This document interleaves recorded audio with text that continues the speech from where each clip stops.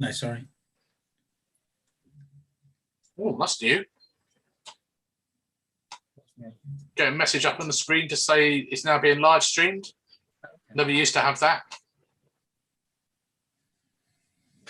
Unless you have an updated version. It's live stream, yeah. Okay. Yeah, lovely. Hi, everyone. Welcome to our Hayward Town Council Energy and Sustainability Working Party meeting. It's not a committee meeting. All our decisions, if we make any, are ratified at the full Hayward Town Council meeting. Apologies for absence. Do we have any? Yeah, we have from Nick Keeble, and we're expecting the mayor to be late. Thanks, Colin. Do we have any declarations of pecuniary or non-pecuniary interests in any of the items? No. 4. Minutes of the previous meeting. To confirm the minutes of the meeting held Monday, the 12th of April 2021 as a true record. I've got one small point on that. Where is it? The mayor welcomed everyone to the meeting. I think it was the chair. Yeah. So, other than that, do we have a proposer? John, seconder, Laura. Show of hands, please.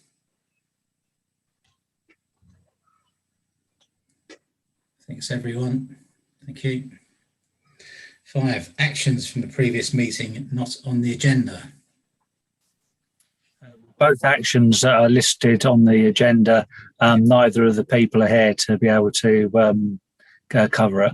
No, okay. Well, hopefully by the time we get there, Gary may be there. Well, he's not. That's the next item on the agenda. We'll leave item 5 till later. Hopefully Gary may be here by then. We'll go straight on to item 6, the public forum. Do you have any members of the public that wish to speak? No. Okay. We'll move on to the action plan, which is Gary once more. We'll have to shift that back.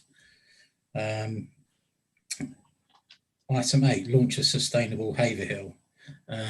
This was Saffron's part of the meeting to go over.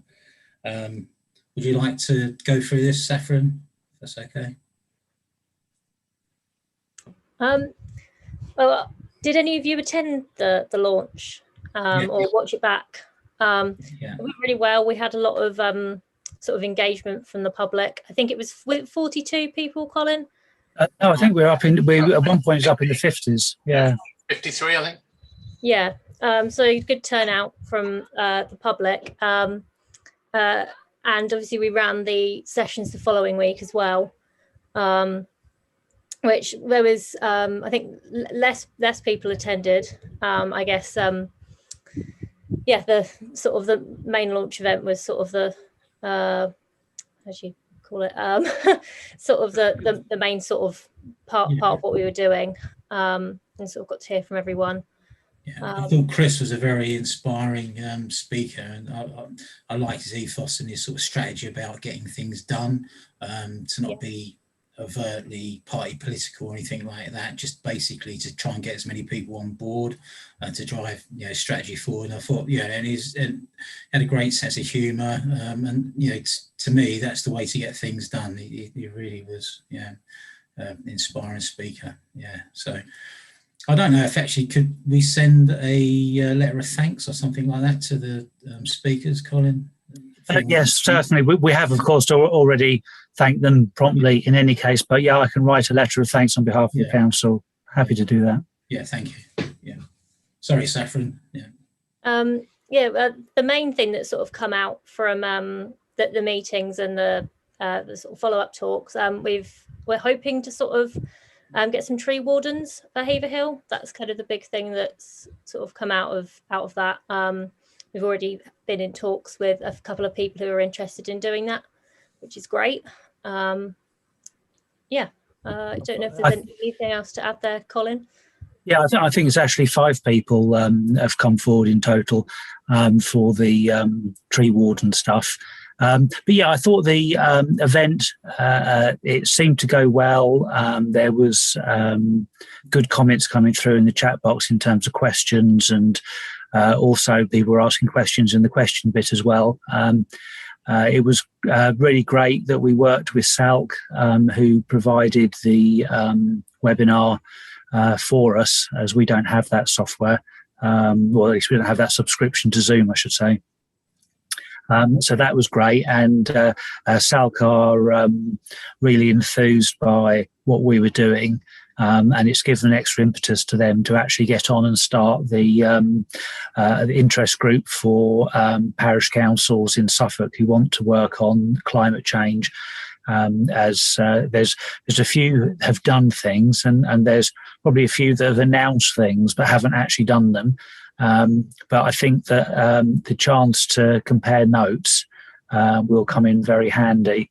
I was talking to Amy Morton after the Volunteer Centre meeting this week, and she raised the fact that they're interested in potentially doing something like a repair cafe at Chalkston.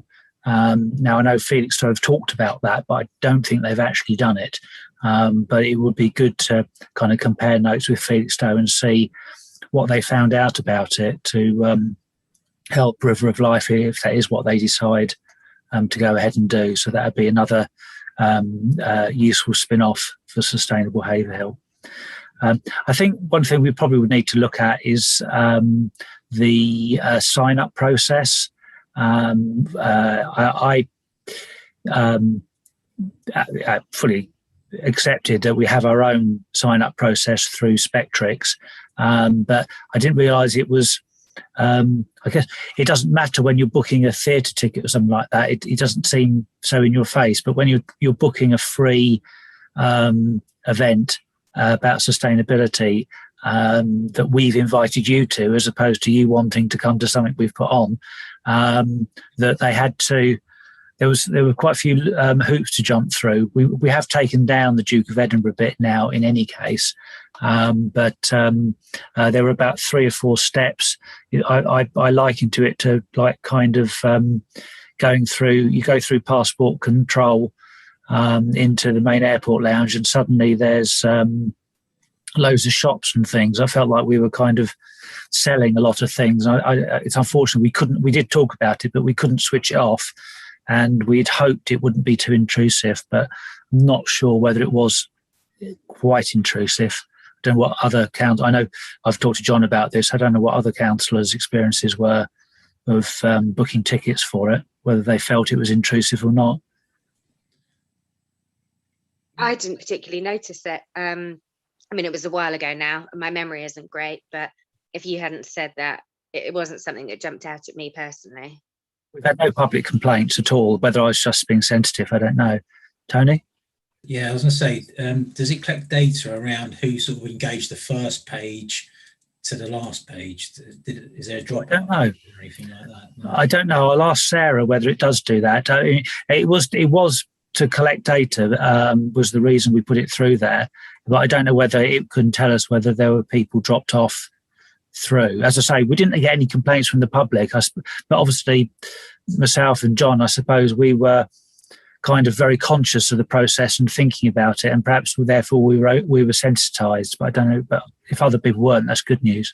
But the thing is, what worries me, it's never going to filter out all the people that are very keen to join, but maybe some people were thinking, oh, I may look at this, and got to the first or second page and thought, well, something else on telly. But we might have kept, but you never know if those people would have only stayed, watched 5 minutes of the meeting anyway. So, yeah.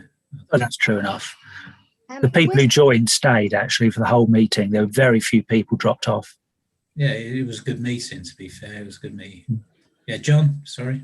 Oh, yeah, I mean, the launch event is showing 38 views at the moment, but I can't remember if that's one of the ones I edited and re-uploaded, in which case you got that plus the original 50 odd. And then obviously the subsequent ones. The sign-up process, it was actually 6 steps, not 4, including one question that said, did you want to donate to the Arts Centre, which nearly got me to stop the process altogether. The assumption that we should be using Spectrix, as Colin says, to capture data from people who have just wanted to watch an event. It's very important on these sort of things that advice is sought from people who actually know a little bit about websites and things like that. And I've just done a booking system for my gym, which is just one page. You fill it in, press the button, decide, in my case, it's deciding a date and a time, but obviously this would be, you're telling them what the date and the time is. It records the data, who they are, sends them an email of confirmation, sends an email to the administrator, whoever that may be, and you can send reminders out and whatever else. So it's very easy to use. Yeah, well, bear that in mind, John. Thanks for that. Laura? First of all, I had to drop out, unfortunately, because it was Cal's bedtime, and I missed the end of the launch thing, which I was very sad about, because I was really enjoying it. And I actually I don't know if I missed the email, but I didn't realize that you'd actually uploaded the videos yet. Are they on YouTube? Did you email us, John? So no, the live ones would have been on YouTube anyway, because they were broadcast to YouTube. Right. All I did on a couple of them was top and tail them, because I think I can't remember, we started recording beforehand or something like that. I can't remember what it was. It was only a few seconds. So are all the week after sessions on there too? Yes. Brilliant. Because I really was sad that I had to miss them. I had a crazy week with work and stuff going on, and I just couldn't catch them. So I'm really glad they're on YouTube. What I was actually raising my hand for to say was, were there any people invited outside of the people who were at the launch to any of the follow-up things? Or was it publicised at all? Or was it just publicised? It was publicised through Facebook, all those events. And they were on our Arts Centre website as well. So we tried to publicise them as much as possible. Whether that didn't really work. I mean, I have had a comment saying that it was difficult them being straight away. But then, I mean, it could have been difficult if they were a week later. So I don't know that if we just did what we did to strike while the iron was hot. But I say if it was a difficult week for some people, then that's just how it is. But we did try and publicise it as much as possible. But generally speaking, it was the same people turned up to every event. But they were all emailed. Everyone who went to the event were all emailed directly. Yeah, I mean, I just wondered whether, if that was maybe a bad week or a couple of weeks for some people, there might be lots of people out there in the community that just hadn't heard about it, hadn't caught the Facebook things because of their algorithm, have no idea what's going on, who are really keen. And I just wonder if we could somehow try and broaden our reach and reach more people, for subsequent meetings that were, rather than keeping it to this small group of people who know about it. Oh no, we will definitely continue to publicise it, and in a few minutes we'll run through the follow-up meetings and what we can do next. But you're absolutely right. We need to publicise as much as possible. We know there were some people who were expected to take part in the main event and in the follow-up events who never responded to anything at all. And I have to, I found my invite to the follow-ups I found in my spam, and I don't know whether MailChimp, which we use to send stuff out, whether a lot of spam filters don't like that. Yeah. Thanks for that. Saffron, anything else you'd like to speak on? Don't think so. No. Okay. Right, Gary's here now. Gary, is okay. We've had a shuffle around of the agenda. Is it okay if we go back to 5B, which was the installation of the solar panels to HTC buildings? I think you was going to give. Yeah, I think you touched on the meeting that I wasn't at in April. Obviously, the coming back from West Suffolk was that they wouldn't really be keen on the panels, obviously, on the Arts Centre, but we then Gary, sorry, can I interrupt you, Gary? Sorry, I do apologise. Tony, I'm aware that Saffron has to go to work at some point. Right, okay. I don't know what time, but I don't know whether she'll be still on the call if we start talking, if we don't get to the topical follow-up meetings yet. Okay. I- Sorry. I've got about 5 minutes before I. Oh, okay. So- Righto. Sorry. Yeah. Okay. We'll go straight to that then. Saffron. Sorry. It's probably going to be me as much as Saffron. Yeah. Yeah. But probably would just take the opportunity to record our thanks to Saffron for organising this. Saffron has completed 100 hours, which was her placement with us. And she's done a bit of overs for us, which is much appreciated, and said she'll keep an eye on what we're up to. But you know, we wouldn't have done it without her. As simple as that. Yeah. No, and I totally agree with that, Saffron. You've done a fantastic job, and that meeting that you arranged was brilliant. Yeah. So great start to your hopefully career. Thank you. Yeah. Okay, so so the recycling side of things, there is Nick's Keep Haverhill recycling group that already exists. I don't know what the capacity is. I know that Nick said that he could do with more members, so that's something that I think has already picked up with Jill at the volunteer centre. The obvious things there, I suppose, are people recycling the Tetra Packs, which they can't put into their bins. And I know it's an opportunity that is there when they have their stalls for people to bring their Tetra Pak stuff down. But I haven't had a chance to really sit down with them and discuss how much capacity they've actually got to whether they can do weekly stalls, because Nick did say this, it's actually a very small group at the moment, so it does need to grow. Yeah. Laura, How can I get involved with helping? Because I actually messaged Nick about it some time ago, asking if I could help, and I never heard back. What do I need to do? talk to Nick or to Jackie. That's right.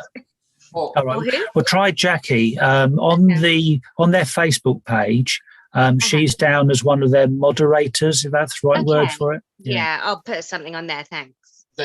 Jackie did attend the follow-up meeting. It's also on this weekend, by the way. Oh, okay. On Saturday. Friday and Saturday, I think. Okay. Something that intrigues me about the Tetra Pak thing and some of the other things that they're recycling, which I think West Suffolk are helping them with.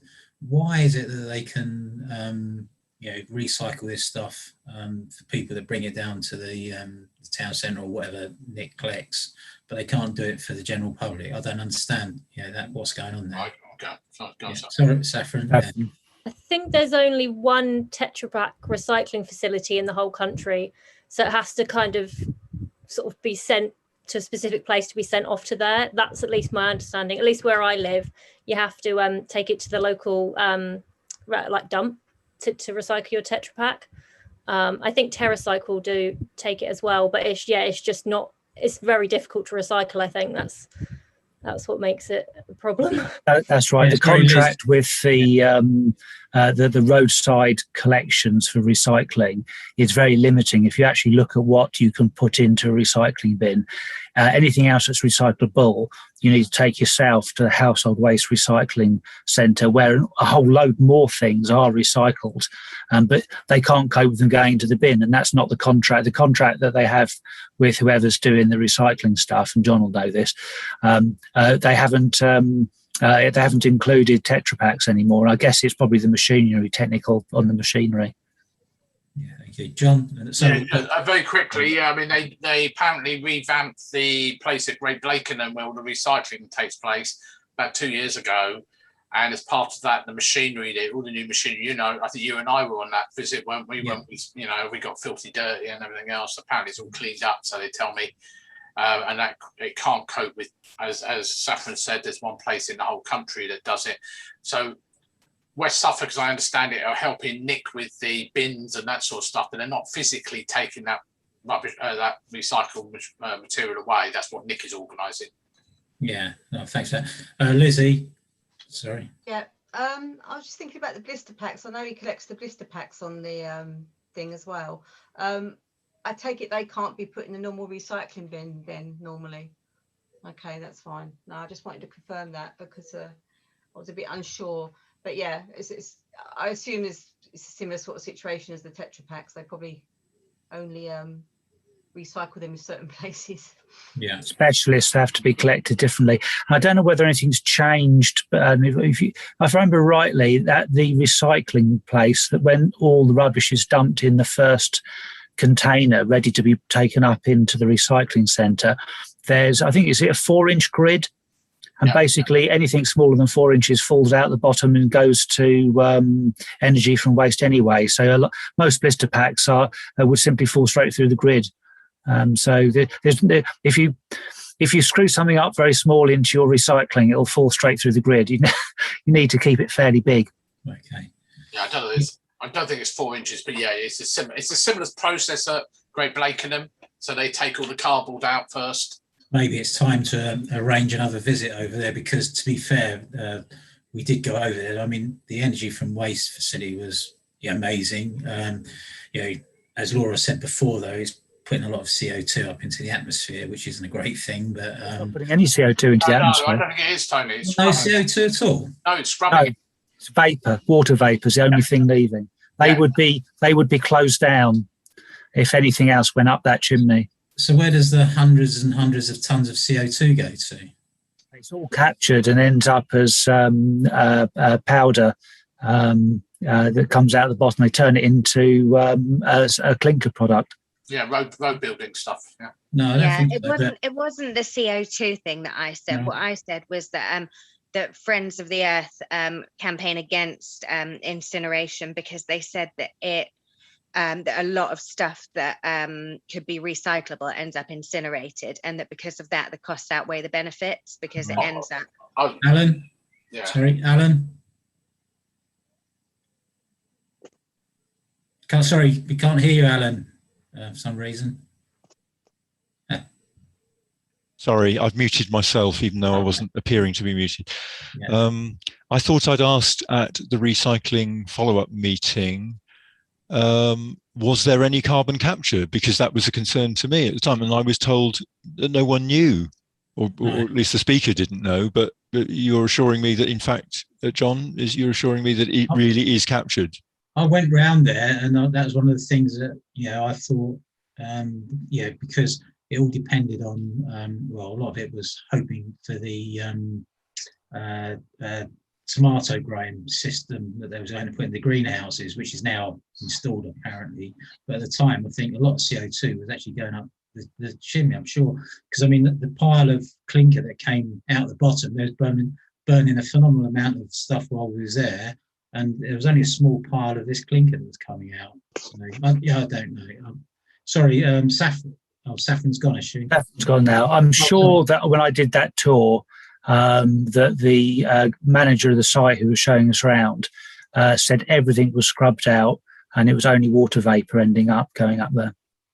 Right. And I agree. I understand it does capture it.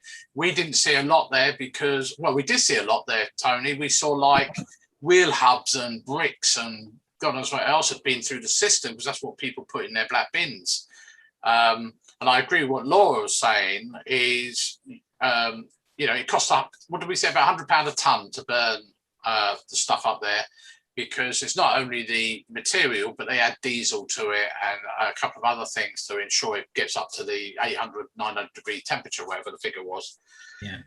Obviously, it doesn't melt the metals, but yeah, all the stuff, as I understood it from that tour, they did say that it's only water vapor. And at the time, you're quite right, back in whatever year it was we went there, the tomato place wasn't built, but it is now. So they've gone up from something like 42% efficiency to about 70% efficiency now.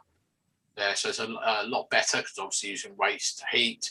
But I agree totally. I've already asked several times for West Suffolk, but let's arrange another outing. But of course, COVID has. But to be fair, the first time when we actually went through the recycling centre, that was an absolute disgrace. Oh yeah, no, that place next door. Yeah, it wasn't part of the waste from.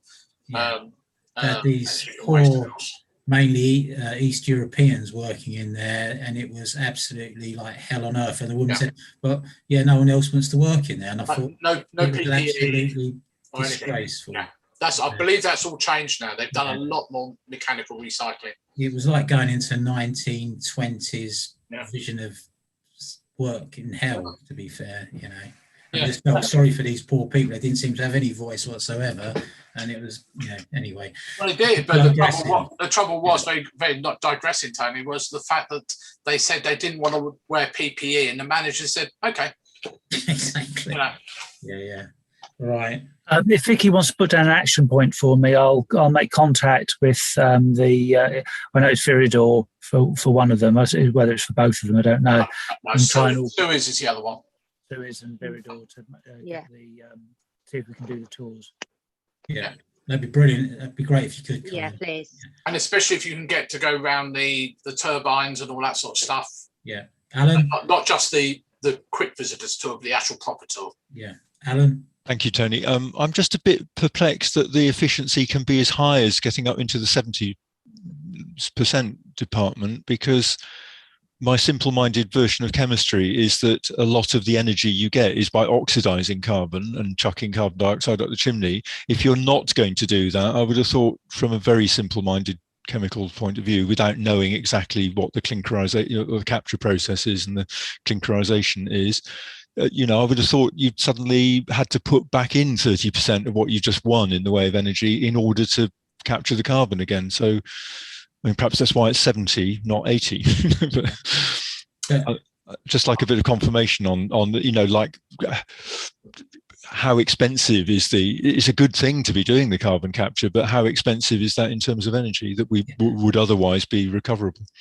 To be fair, our homework is going to be looking at their website and have a look through it, because I think they've got a whole load of stuff around what they actually do. The 70% was based on our visit very quickly, where they were on 40% just with the electricity generation, and the 70% was with the tomato plant site. But equally, and some people find out if we go on a visit, is the fact that every so often they shut the place down.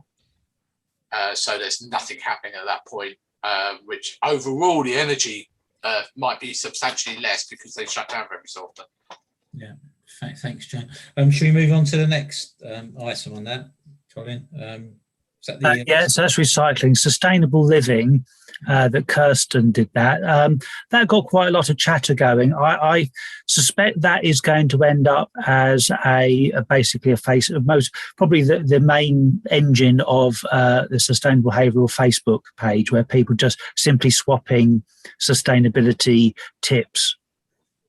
Yeah, and I think that's a fantastic idea. Some people got some brilliant ideas. I've seen stuff that's been recycled and made into other things, and it's some real clever stuff. Yeah, Kirsten's happy to stay involved in that as well. Yeah. Thank you. Community energy. John kindly covered that one for me, and I think and Alan does have a presentation which we're not able to show this time around, but I think that potentially perhaps we might find there's either a buying group or an investment group might kind of set up to try and there's a Suffolk Together fund which kind of sets up buying groups for solar power, etc., and other forms of energy. And it may be that something like that might come out of it. But I don't know whether Alan or John have anything else to add. Alan, have you got anything? Not off the top of my head. I definitely think there is a sort of demonstration project to be done, with some input from West Suffolk. And I've got a certain amount of information on I can't remember the title of it. One moment. Energy co-ops, I think, was what I'd previously tripped over some stuff. So that's the investment side of it, isn't it? Community investment side of it. So, we can definitely. I was going to initially give a presentation, as Tony knows, more on heat pumps as being the kind of technology that an awful lot of us have got to learn to love, but we probably don't know an awful lot about, except that it's a fridge in reverse, but just to know in practice, is Tony going to have to come and bore a borehole in your back garden, or will you have an air source heat pump, just familiarity with some of the technology if people think that would be helpful. Yeah, Yeah, definitely. I made a comment actually on a local plan submission earlier on today exactly about that. Is that we got developments going out there, as we all know, that, you know, depending on gas boilers and stuff. That was a really good meeting, Oliver. I mean, I have had that presentation in a similar sort of state several times before, but I think the one thing is that there are loads of available funding and projects that people from businesses right the way down to the individual householder can take advantage of. I mean, he is very keen about insulation on solid walls, which I am for my own house, and that sort of thing. But a lot of people don't know where to go to. They can Google it, but they don't necessarily go to the right place. And so to have a central repository, whatever the word is, it would be really helpful, whether it's Haverhill based or whether it's West Suffolk based or even a larger field. Yeah, to me, the only way that I can see, you know, this really benefiting the residents of Haverhill is to have large community schemes. Is, you know, is to share the costs between many houses. I mean, it's the only way it's going to work. Otherwise, it's just going to be, you know, too expensive for most people. Sorry, Alan, I'm mostly. Well, you don't want to declare an interest there, do you, Tony? Because that will no doubt involve some boreholes, won't it? Yeah, I'm on the fringes of that, but yeah, so yeah. Yeah, I mean, Oliver was talking about street-wide schemes. So like my house, where a load of houses, which were done by Haverhill under the government's grants, a lot of us couldn't qualify for it. We're not allowed to take advantage of those schemes. So you now got disparate street scenes. Everyone do that. Say, right, it might cost you, I don't know, £1,000, let's say, to insulate your home, but you'll get that back in X number of years. And that's one of the things. And it has to be centrally controlled, of course. Yeah. Thank you. Possibility is away from domestic settings is there may be people interested in community energy projects such as setting up a local solar farm or getting a wind turbine put in somewhere. Clearly there's some interesting issues attempting to do those things, but there are communities that have done that and their communities get an income as a result of doing so. I'm very keen on those things. Alan? You're muted, gang. Can't hear you, Alan, sorry. Does anyone with a long memory remember the turbine? Julie Turley came to a town council meeting in the year dot and said, can't we have a turbine? And it got dubbed the Turleybine. But, you know, that's only one or two. Tony's nodding, but I think the rest of us we're too young. Yeah. Yeah. Thanks, Alan. Yeah. To be fair, wind turbines sometimes aren't the greatest things. Yeah. I was going to say, Tony, I think the problem with turbines, and they've got great if they're for the community, but where they're to benefit an individual who basically sells all that product back to the grid, is great from an energy generation point, but it doesn't benefit the community. And of course, well, some of us know anyway, the problems that people over in or with the Sonica thing with 900 acres of wind turbine of solar farms. Yeah. So that'd be interesting. Yeah. Yeah. So that's a really interesting subject, to drill down into. But so we'll go on from to Vicky regarding the northern part of Greater Haverhill called Hundon, where of course there's the turbine there as well. So how does that help? It's solar farm. Oh, solar. Okay, I thought you were talking about I thought it was the wind power thing. Roxted Solar Farm. Yeah, they give money to the local community, school and things like that. So allotments, things like that. Yeah, because they're making so much money. That's why. Yeah. Anyway, right. So then there was tree planting, which was Richard Frost. Now, I thought Richard Frost was perhaps a little weak on the main day, but he really came into his own on the actual tree planting session he did when he got a chance to do his whole thing. And that was really quite engaging. Not surprisingly, we had probably the best attendance was on that one, because that was the one that I know people were interested in. And we have actually 5 people interested in being tree wardens. There's one person we've struggled to get hold of, although they had already registered as their interest with the Suffolk Tree Warden Service before the event, but then hasn't responded to any of our overtures.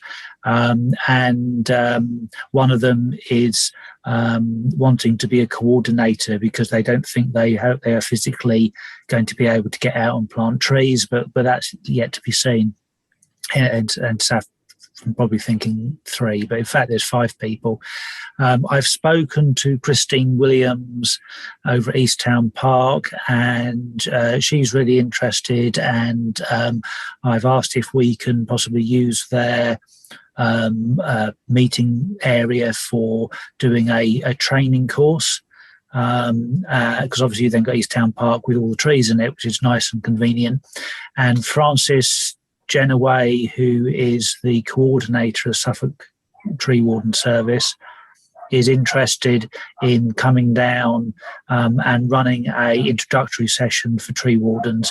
It would obviously, those 5 would be the kind of core, but we would open it out to others as well. It would be a limit to how many people we could get, particularly if it's before July the 19th. But we would, I think that's a good chance to get that up and running, and we'll get support from West Suffolk on that as well. Laura? What does being a tree warden entail? I think I want to be one. What is it? It's a bit vague, to be perfectly honest. I mean, what they do, some of them certainly go and look at trees that turn up at our planning meetings, saying the crown needs to be lifted or it needs to be chopped down and dragged away, and they give their opinion on it. We provide them with some training so that they know what they're talking about, but also they lead on tree planting. So if we want to do a project where we give all the school kids acorns ready to plant, so they will have an oak tree next year, they would kind of be the hands that would work on that to get that going. Or sounds brilliant. Yeah, sign me up. Stuff. Yeah, well, fine, yeah. Cool, good, I think excellent. I met a tree warden once who was looking at trees to see if they were sick, to see if they had some disease. So they probably do that too. Yeah, they do. They do look at that as well. So yeah, they basically do all sorts of things. They're just interested in trees. Tree planting is probably one of the main things they do. And I know they've kind of got a nursery where they've healed in lots of whips to let them grow up a little bit. So yeah, I think that's something that would really capture the imagination. I think a lot of people would be interested in getting involved. Colin, is there any? Can you put me down for it, Colin? Yeah, I will do. Yeah. Is there any legal ramifications around planting trees? Can you just plant them anywhere on your own land? Or no, you need permission from the landowner to be able to plant them. on your own land even. You know, well, it's interesting. I don't think particularly people pay attention. When I was down in Exmouth, they had a free tree scheme. I never really understood it, because whereas the Woodland Trust give us trees for free, Exmouth bought trees, whips from the Woodland Trust, and then handed out free 6 each to any resident who wanted them. And they've been doing this scheme for about 8 years. And I had to say, my first question was where are all the trees then? Because it should be a complete jungle if Exmouth has had that many trees delivered. And we looked at it, and there's lots of terraced housing in Exmouth, 10-foot wide gardens, and people were having 6 trees, oak trees, willow trees, horse chestnuts, etc. And I just said, no, this isn't happening. And so I insisted that that they had to we would look at any application, they could only have trees that could grow and fit entirely within their own garden and not hang over everybody else's. And what was interesting was that quite a few people were really annoyed because one was selling the trees that we were giving them for free and had been doing so for a few years. Others were sending them all over the place. There were very few people actually planting them in their own gardens. Yeah. So we need to keep an eye on that then, really. We do, yeah. Well, I think if we start doing a project, then I think we probably need to find somewhere for people to plant trees. But we do have to be careful in terms of we've got some quite high grade, we all know this, Tony, better than I do, high grade farmland around for crops. And we wouldn't want to turn over high grade farmland to tree planting. But there's all the new stuff that's replacing the Common Agricultural Policy, which is all about farmers stewarding the land. And I think there'll be a lot of farmers who will be interested in quite large stewardship strips around their fields, and perhaps entire corners of fields are perhaps less productive, being turned over to tree planting. And obviously that's an opportunity for them to invite the public on to plant some of those trees. It's brilliant in a way, really, because when I was a young kiddie, I can remember still the fields around Haverhill having all the hedgerows ripped out. It was carnage, really. And we've got these massive fields, and now hopefully they're going to return. Yeah, well, I was watching Countryfile, and there was a suggestion that that's exactly what will happen. It will reverse the trend, which would probably died out anyway, of prairies for the sake of the farm equipment, because the farmers will earn more money putting the hedgerows back in, which is obviously fantastic for biodiversity. And hedgerows, there was a Suffolk hedgerow scheme, and quite a few tree wardens were involved in the Suffolk hedgerow scheme. So I could imagine planting new hedgerows could well be something that people get involved in. Yeah, that'd be fantastic. Yeah, because they're wildlife corridors, etc., etc. Absolutely. Yeah. Really important wildlife corridors. Yeah. Oh, brilliant. That's and then the Keep Haverhill Tidy, Amon Seggs did that one, and that was that went well. It was only really preaching to the converted people who were already involved, but that's fine. And Keep Haverhill Tidy, of course, is a very well-established group. I don't think we ever expected there was much that we were going to add to that. It was just happened to be something that we knew was going to be popular for people to get involved in. So, and we're already supporting that group through Joe. Yeah, I mean, and the work they've done is fantastic. I mean, as Joe said, over 1,000 bags collected that they've litter. That's, blinking amazing, really. And to be fair, that's a whole load of people out, every week looking around what's going on, etc. as well. So it's a whole brilliant project. That, definitely. Yeah. The Sustainable Business launch. Saffron and I had a meeting this afternoon with Peter Frost, who is the guy who does Plug-in Suffolk and is involved in all the various. He works Suffolk County Council, involved in various schemes there. And also the Climate Charter. I think that's right there, the Climate Charter. So what we are discussing with him is a launch for businesses. So we've got a couple of questions, as I know we've got people involved in business on this call. The question is whether we do it as a physical face-to-face launch. They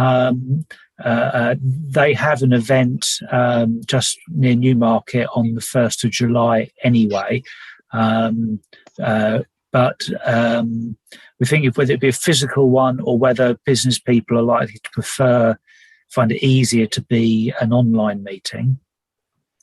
And generally speaking, we never had a kind of agenda of what we would do, but there already is a kind of a Suffolk, or even broader than Suffolk, this climate charter thing that businesses can get involved in, and it could really be that we can simply invite Peter and Groundworks, who are the other partners in that, to come along and effectively give their existing presentations to businesses to talk about how businesses can effectively save money. At the end of the day, if they can cut their energy usage, they're adding to their profit margin.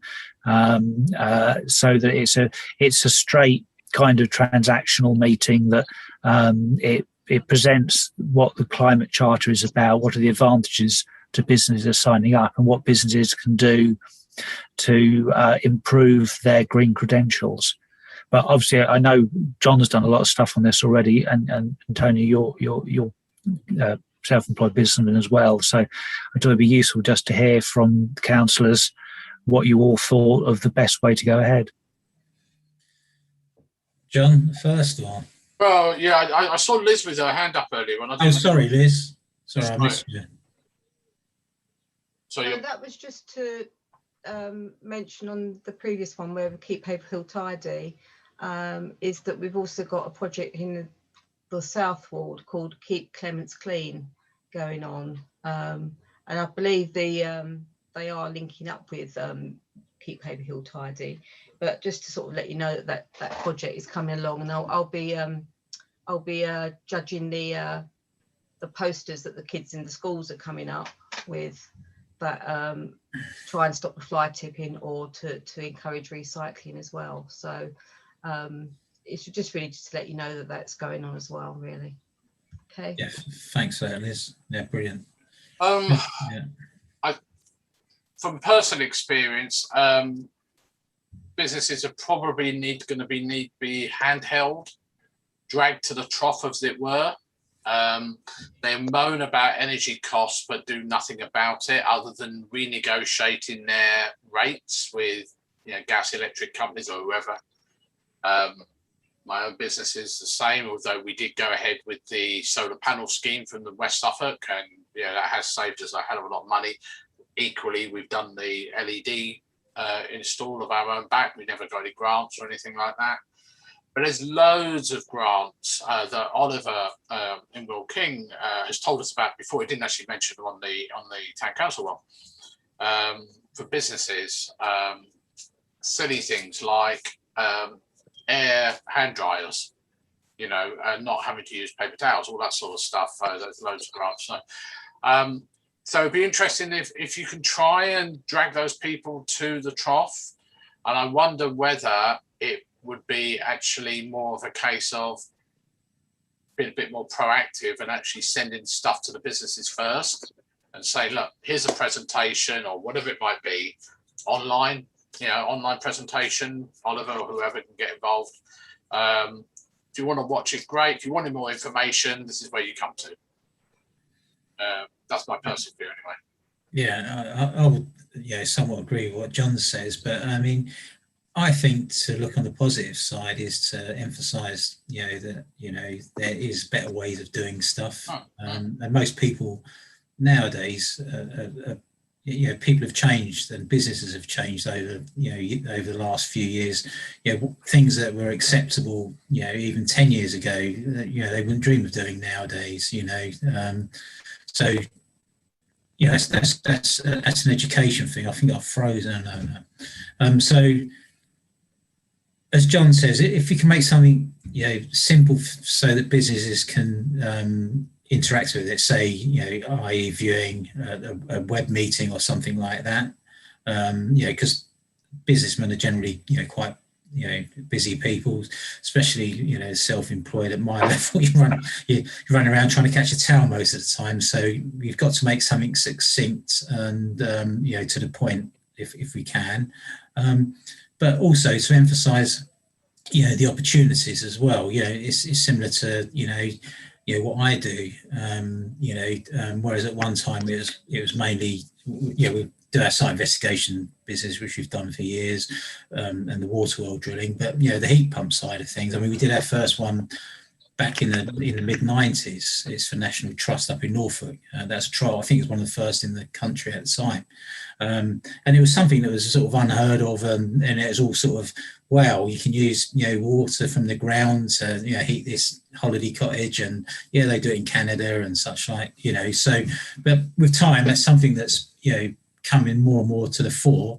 And to be fair, over the last year, I would say, the inquiries I've had for heat pumps have doubled over, what it was the previous year.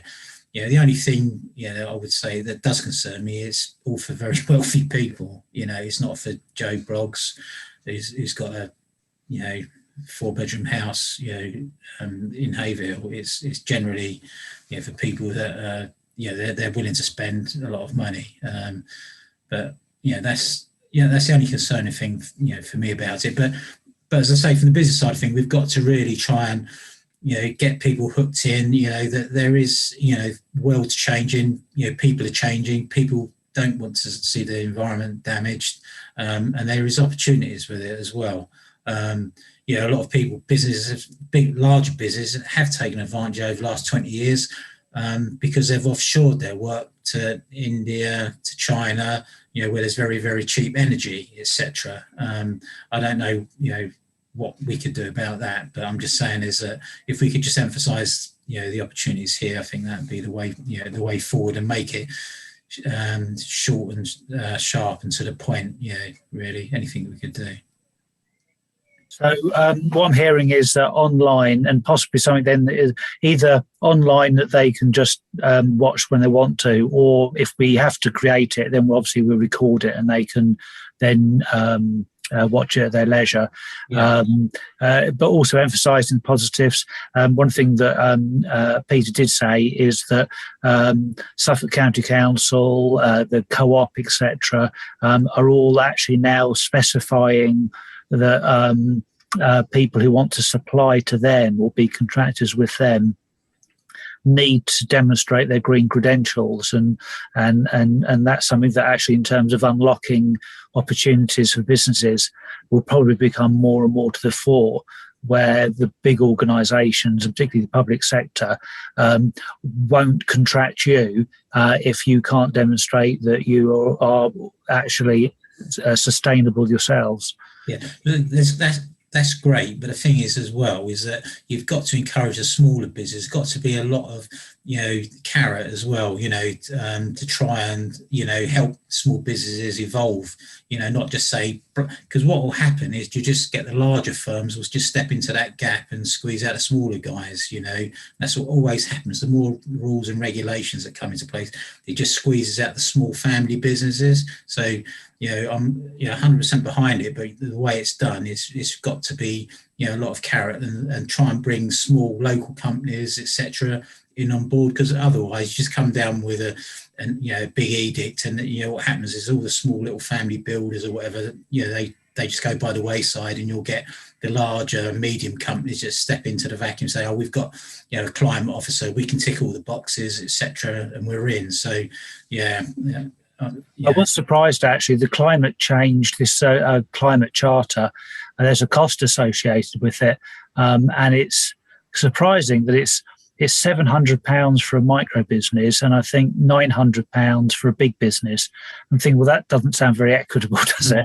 No. I'd have thought it'd be £200 for a small business, and then if it was £200, then we could offer some bursaries to small businesses to encourage Haverhill people to sign up to it. But £700, we wouldn't get very far offering any help with that. Yeah, because that's sorry, John. I waiting for you to speak. No, I was only going to say, like the charter thing, it brings me back to ships where we, Port of Rotterdam used to operate a green charter, and we're talking 20 years ago plus now, and ships could qualify for that by, the fact, obviously you weren't allowed to throw things over the side, but, recycling and all that sort of stuff. But that was extremely expensive. Even for a one-ship fleet was very expensive. But I think go back to the local business thing, I think Tony's dead right. It reminds me of the ISO 9000, 14,000 and all the other ISOs there are, where it costs an inordinate amount of money to get something because the council or whoever says we only trade with those type of customers. One thing before I forget is, and it goes back to what Laura was saying earlier on, and I put the link up in the chat about where it is. So I think we ought to publicise all those videos that we took for the Sustainable Haverhill. We haven't done so since we took the videos, I believe. because Okay, yeah, we'll push that. the view figures are extremely low. 7, 8. I think we need to get that out more as well, and that's equally the same with the business one, as on whatever we decide to do. Thank you. I agree. If you, Vicky, if you put me down as an action, just talk to Sarah about getting some more Facebook stuff out on that. Thank you. I can share them all in my vegan group. Sorry, my camera's off. So Yes, I moderate like a Haverhill vegan group, so I'll share them all in there. Yeah, you say I don't know if you get access to the chat at all, Laura, but it's in there. I put it in. Yeah, sorry. Thanks. Yeah, thanks, Laura. Okay, we'll move on to back to item 5, which will be the installation of solar panels to HTC buildings.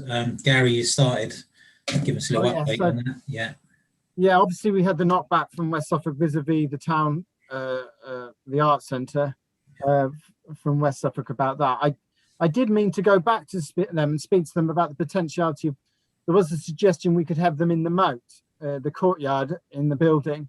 Obviously there's some kind of, it would obviously depend on how much actual light got down there, but as long as the gist being that you could apply if it was out of view of the general public, so we could potentially put them down into the courtyard. So do you just want to quickly cut in on that one, John? Sorry, John. Yeah, so very quickly on that, Gary. I don't know who it was at West Suffolk. Is this conservation or is this something like Oliver or someone like that? No, this was straight to Claire Johnston. Yeah, so she said it's never going to get, it's very unlikely to be passed. But there is technology that allows you to hide these things in even old buildings. We have lots of planning applications where solar panels are going on grade 2 listed buildings around West Suffolk. Some are great, some look awful, but I don't see necessarily an officer of West Suffolk should be telling us what we should be doing is testing the water, perhaps. Yeah, so I've then followed it up with cursory chats with 2 solar installers who are Suffolk based, and I'm hoping to meet up with them either next week or the following week. And for that very reason, John, to have a look at our buildings in order to come up with some kind of solution to that problem around the issue of putting them up onto the, so my take was to take them around the zone, the Leaston and the Arts Centre and have a professional's view of, is it possible to put them up in some way that could, like you say, bypass their particular agenda. Gary, can Laura just come in on that again? Yeah, that's all right. You're muted, Laura. Right, yeah. I just had a question about the courtyard thing you said. I can't picture I don't know what it looks like, but if it's a concern about light getting down far enough, but it's a kind of enclosed thing, could solar panels potentially be suspended, kind of, attached to a bracket on the wall to make them a bit higher up in the courtyard? Yeah. I think the key thing is that they're not seen by they're out of view, general view of the public. I think John is correct, and I think absolutely what you've just said is correct, that we look into all options and have a professional say, well, actually, we have done this on this particular building in Suffolk. You can replicate it here. I mean, at the end of the day, I view this kind of situation is to bring someone in who has the expertise to say, absolutely, we can do this or we can't do this. I mean, I was having a conversation with one of them this afternoon, talking about the Leaston, and one of my take on the Leaston was, well, access to the local should we say vandals is very easy. We're going to put solar panels up on the top of the Leaston. What's to stop someone getting up there and smashing their foot through them? So I'd be curious to see what comes back. Sorry, Alan. Yeah. Thank you. Mid-April, I put an email around, I think, to all councillors and everyone here about solar tiles. So, Gary, if you can flag that, they looked all right in the demo projects in my email, but of course they may look rubbish when you put them on an absolutely massive building like the Arts Centre. But that's something we really want to know about. Seen that, yes. Thank you, John. Just come back very quickly, Gary. Don't forget that West Suffolk, like they did with my building, put the solar panels on. It cost us nothing. Yep. So don't forget I did contact Oliver, and I've just been going through my emails with him, and there isn't anything concrete for me, and he hasn't sent me any links to grants. And when you were talking about grants just now, I've written that down to chase up. So if anybody knows of any particular Okay, they weren't avenues we can grants. follow. They weren't grants. They pay for the whole thing. They do it, and they get money back from it. So they earn money out of it. If you've got It any wasn't links actually or a any, grant as such. But look into that. The other thing is, I was watching a YouTube thing the other day, and a bit similar to what Alan was talking about, the tiles. I'm trying to remember the actor's name, not actor, presenter of documentaries. But he was showing this particular solar panel thing specifically designed for ancient or historic buildings, and how when he put it up, you couldn't even see what it was, but they were extremely efficient. And if I could find the link again, I'll in my history, if you find it, then just send it through to me. That would be great. Really interesting, yeah. And to be fair, the back end of the art centre was never meant to be viewed anyway. It's never the most aesthetic thing in the world, and it faces south. So, you know. Yeah, exactly. Yeah. John, if you do find the link, John, can you send it to me or all of us? I'll send it all to you. Yeah. No, it's an interesting thing. I didn't understand the technology. Yeah, I can remember the actor's name, not actor, the presenter. He's something like the Gadget Show or someone like that guy. I can't think of his name. Yeah, sorry, Gary. Sorry. No, that's fine. I mean, as soon as I've managed to catch up with these agencies, I can send out a précis of their take on it all and send it through to everyone on the email. Yeah, brilliant. Thanks for that. Okay, so if we move to item 7 now, then the action plan. Which was, I think, you as well, Gary, wasn't it? Yeah, I think the bit about the energy consumption at the art centre, Ben has been looking at the figures, and we've been going through some of the stats that have been delivered to us. So we're just analysing those at the moment. We're hoping, I think with any data set, I think it's not conclusive with such a small sample. So the longer we can get another set, say another 2 months worth of data, and then another 2 months worth of data, it become far more of an end game. For example, Ben did some analysis, and his line was, it's not totally conclusive. You can see the energy rise, obviously, when the boiler goes on. I've got them in front of me, but I think we do need a larger data set. So I'm hoping if we can get 4 to 6 months worth of data analysed, it would present us with some more conclusions. Yeah. But the data is coming in now and is being analysed. Yeah, right, Gary, thanks for that. Extended carbon footprint. Yeah, I haven't done too much on that one. On that one, I think I sent through some information that went into the minutes the last time, but I haven't really touched on that one since. Okay, yeah. The electric bike, I presume we're waiting for the price to drop a little bit. Well, that's one's me. So no, simply we're not open yet. So once we're in a position where it's useful to have, I was looking at. I was thinking in terms of the electric bike, and obviously concerns that some staff have expressed about safety. I was looking at the electric scooters, but it doesn't look like we're anywhere near the UK government making those legal. There's various trials. There's one in Colchester, for example, of scooters, but it doesn't look to me like the law's likely to be changed very soon. Although clearly an electric scooter will probably be more useful than an electric bike, I should think, to be perfectly honest. But no, it doesn't look like we're quite there yet. So I think it probably will be an electric bike at the appropriate moment. Yeah, thank you. John? Yeah, I was just going to say, I mean, based on what I'm seeing downtown every week with electric bikes, someone nearly knocked me over the other day, a young kid driving one. He must have been doing well over 10, 12 mile an hour. Bike or a scooter? Scooter. So I'd much rather not have scooters, certainly, until we can actually get the law sorted out. And they are. Comfort, he's breaking the law. But yeah, well, that's right. If you get hold of them. Yeah, the thing is, I've seen no end of people around Hayward, youngsters on them. You know, so until someone gets hurt, then it'll be a big thing. Yeah. Okay. External goals for the town, we've gone through that with the launch of Sustainable Haverhill. So sorry, Laura. Yeah, no, I just wanted to say to Gary, I had a drink with Miles the other day, and he said again how sorry he was that he couldn't sort of help with that last bit of the thing, but he did say that out of all the many ones he did, that ours was actually by far the best and the kind of best case for it.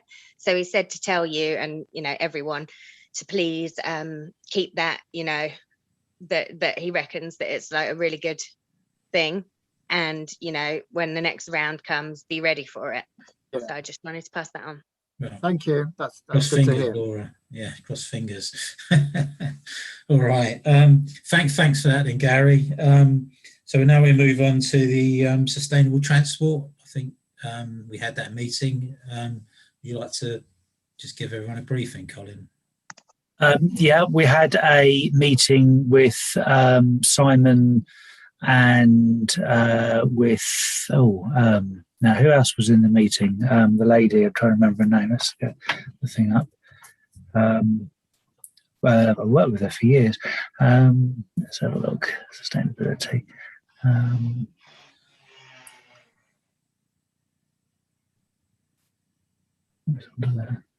Transport.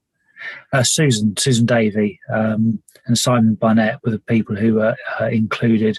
And basically it was discussing the chances of doing some more sustainable transport around Haverhill in terms of, we were talking about hopper buses that might be able to be put around town.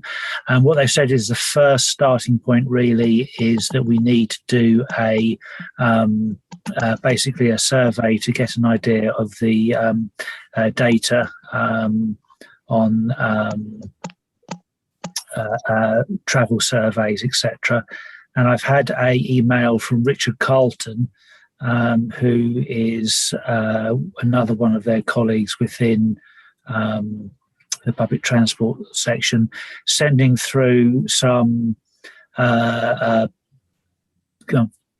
examples of surveys, travel to work surveys that they've done. But they're doing one in October 21, 4th of October for 2 weeks. And they're saying that if they want, you know, if Haverhill wants to be involved, then it can be, and that they can make sure it's all included. Realistically, because of the fact a lot of people are working from home at the moment, I would have thought probably October is about as early as it's worth us doing it, because otherwise we're going to find that the figures of how many people commute to work and how they get there just isn't going to be very representative of what will become normality. Yeah. To be fair, I found that meeting a little bit depressing in a way, because it just highlighted the fact that virtually public transport was in the hands of people like, you know, Stagecoach, etc., and it was all in the lap of the gods if they wanted, you know, to stop somewhere or, you know, put a bus stop or something like that. It was all in the hands of, you know, these huge big, you know, corporations, and, you know, what Suffolk County Council wanted or whatever was, you know, secondary, or the residents of Haverhill. And we've just seen how it works. It doesn't work for, you know, but Simon talked about some opportunities with some new government legislation that was coming through. Did you get a hand on that, John? You know, what was he actually saying there? That, you know, potentially some light at the end of the tunnel, wasn't there? Well, the new legislation that is supposed to be coming down to take away the, I suppose what you could argue is probably get back to a monopoly situation again, with a few independent bus routes around anymore. It was interesting the other day, the new mayor of the combined authority is basically proposing to take over the running of all public transport and control it. I don't know what Stagecoach will think about that over there. I was also a little bit depressed, primarily because the problems that we have in Haverhill for the last 20 odd years is caused by the people who are actually in control of the bus service even today. Not they're the same people, but certainly the same process. And there doesn't seem to be any. I mean, I asked about the Suffolk transport, or particularly the Haverhill transport plan, because there is a Bury transport plan. doesn't seem to have been updated for years. We have all these new estates that nobody cares about. I put it in my submission about the local plan this afternoon. Is one of the things I mentioned was, which I've said time and time again, is it's great providing bus stops, but where are the buses? Exactly. And there aren't any, and not even for the 4,000 houses that are going up north of the town. What chance of our residents have to have any interaction with the people that actually decide on, you know, what public transport you're going to have? It's virtually zilch, you know, absolutely virtually zilch. Yeah, we suffered tremendously being on the edge of the county because Cambridge are not interested. I've spoken to the GCP at meetings. Only last week we were talking about the park and ride at Baberham. But they don't seem to understand that we all have needs regardless of where we live. Yeah, but people like Stagecoach should be doing this. You know, they should be there in the town saying, "What would you like? You know, if we put this bus on, would you try? You know, would you use it?" Da da da. We don't seem to get any interaction at all. Well, we did. I mean, I had that one guy. I know you said that one guy, but it's only because you happened to, you know, bump into him at a meeting. Other than that, he called me up. Yeah, he called me up afterwards. But that was because he'd only just started the job, and he's now gone elsewhere anyway. Exactly. But that's because we are isolated. We, as if you like, members of the public, are isolated from the bus companies by the county council. Yeah, exactly. Yeah, that's the problem. That's the barrier. Yeah. I don't want to start hairs running because obviously we are now working with the public transport people, and you know we've now I've signed up to be part of the travel to work survey for Haverhill, but I thought it was interesting that when Susan went back to check on what data Suffolk County Council held on travel data for Haverhill, the answer was none at all for the fourth largest town in the county. They just literally haven't got any data, so they can't organise any services because they don't know anything at all about how people move around Haverhill. Now, normally we might be tempted to get very angry and bang the table about that, but actually the people telling us that are the people who are actually going to work with us to put that right. So we'll have to just kind of write that off as historical and not where it should be. But it is perhaps a reminder that John is absolutely right. We're tucked down in the bottom left-hand corner of Suffolk, and if Endeavour House doesn't care, they all live in East Suffolk and Ipswich, and that's what gets all the focus. So we do have to, we already know this, and you guys lived in this town for all your lives and know it. We will have to continue banging the drum for Haverhill just to make sure that we do get our fair share, because it's so easy to find that we're not getting it. So we'll need to make sure this travel survey is done really well so that to a certain extent we can help our colleagues at Passenger Transport, because they will have data. They will therefore know facts about public transport in Haverhill and be in a very awkward position, at least their masters will be in an awkward position to do nothing about it. If we make sure that there's really, really good quality data coming out of Haverhill, that perhaps is better data than they're getting themselves for Lowestoft, Bury and Ipswich. I mean, it goes back to even the Vision 2031, John, doesn't it? The plans there. I mean, what did it say around, you know, Haverhill travel plans in there? It was absolutely, you know, scandalous, really, wasn't it?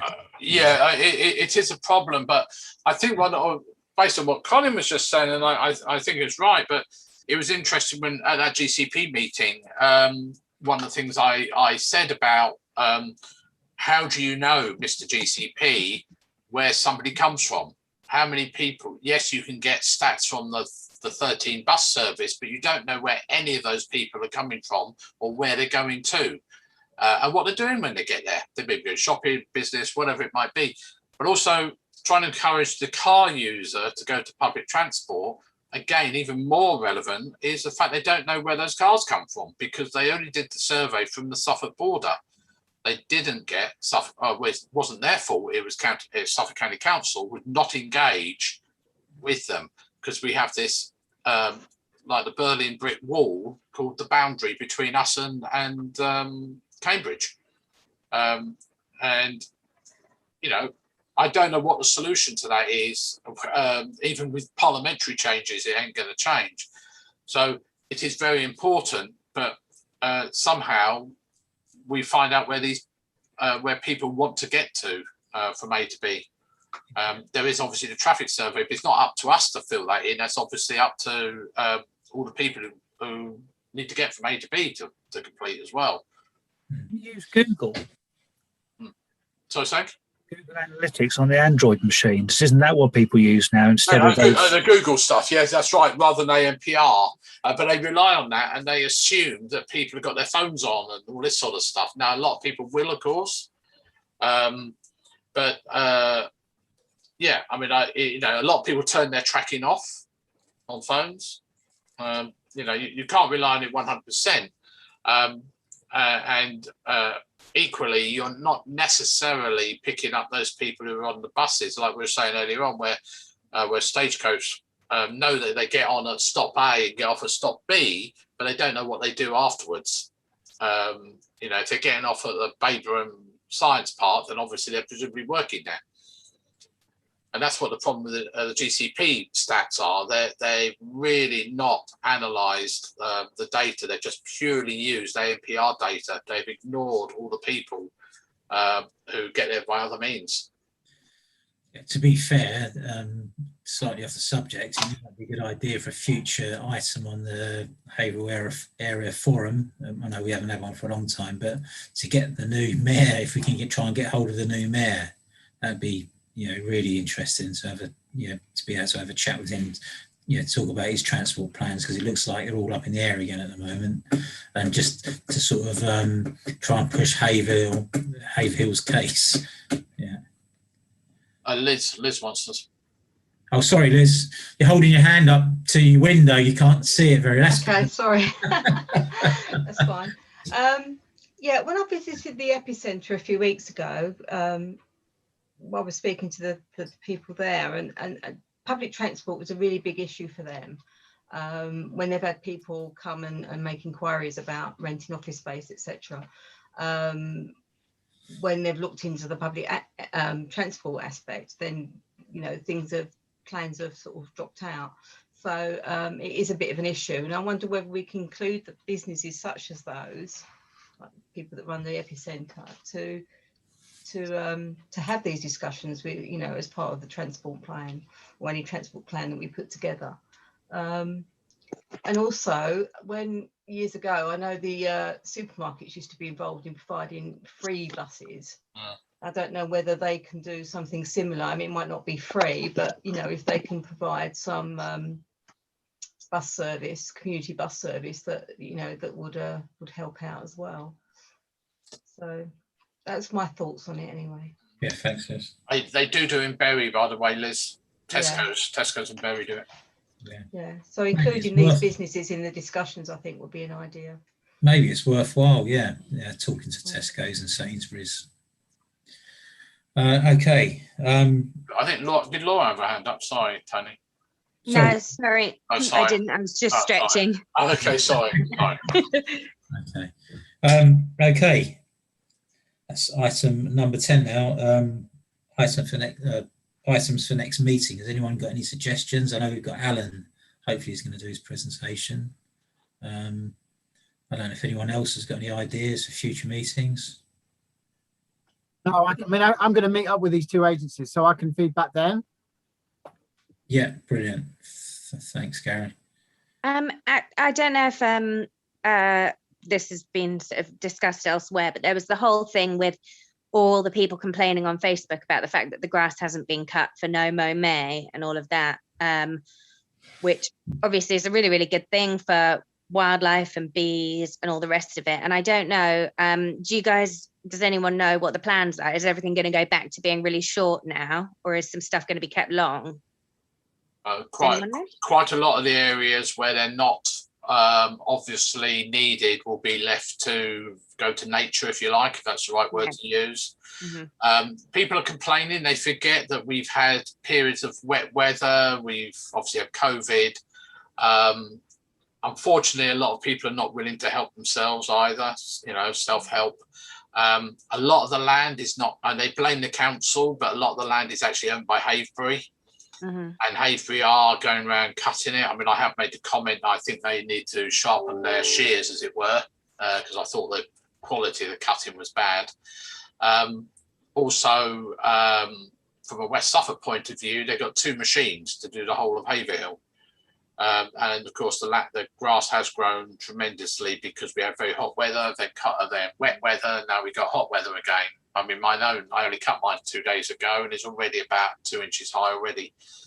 See, I'm not cutting mine and I've got so many amazing wildflowers and I can't fathom why people are saying, oh, it's so untidy, it looks terrible. It's like, it looks like nature. That's what it's supposed to look like. Uncut grass is what looks unnatural. I mean, cut grass is what looks unnatural. I don't understand. But I mean, I think if we get any, we don't get any say in any of it. But if we've got any areas that we are in charge of, I'd like to keep them long as much as possible. I'll keep areas along, you know, and we're very lucky in Haverhill. We've got a lot of orchids, bee orchids and things. Yeah, especially, I've got bee orchids in my garden. And, I've seen them over in East Town Park. You know, absolutely stunning. And I mean, I've given over the front of my lawn. It's all wildflowers now. They're all up at the moment, so it looks fantastic. You know, just from a boring bit of grass, now I've got a huge amount of wildflowers. But to be fair, I see something on there. It was on Twitter last week, and some landowner had given over a huge big expanse and planted all wildflowers there. And there was environmentalists moaning about it, and I just thought, you can't win with some people. Yeah. Absolutely stunning. Because they said that it wasn't meant to look like that. Because they planted loads of wildflowers. They don't sound like environmentalists. They were saying that's you might as well have concreted that area because that isn't how it would, that isn't natural. It's you've planted loads of these wildflowers that wouldn't naturally grow there. So there was would get that. Oh, you're right, Tony. It's supposed to be local native species if you're going to do that. If you if you just get a wildflower mix from a shop, it could well include lots of things that would never grow in Suffolk. Yeah. Guilty. Sorry.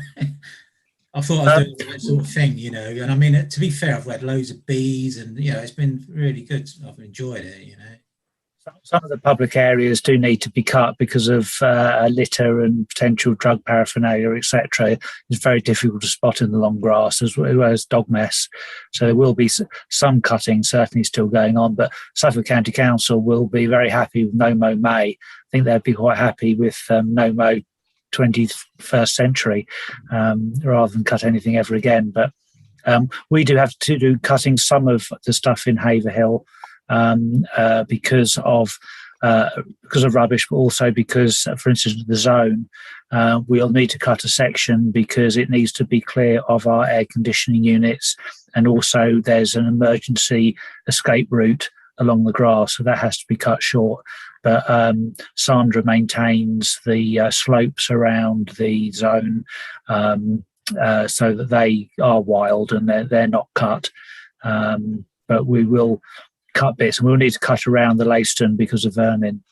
But otherwise, we'll be able to do a little bit of stuff, particularly at the zone, but probably not at the other two locations. By vermin, you mean sweet little animals who just need a place to live. Yeah. And I'm quite happy to arrange for them to be caught and delivered to you if that's what you wish to do. But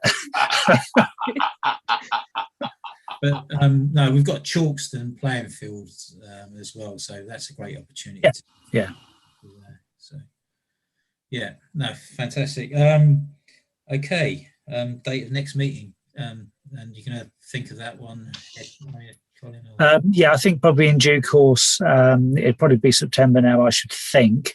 There'll probably be a few things will go on, the sustainable business launch and stuff around tree wardens, etc. But then we realistically more to report after the summer. Brilliant. Well, that's it then. Until the next meeting. Thanks everyone, and see you all soon.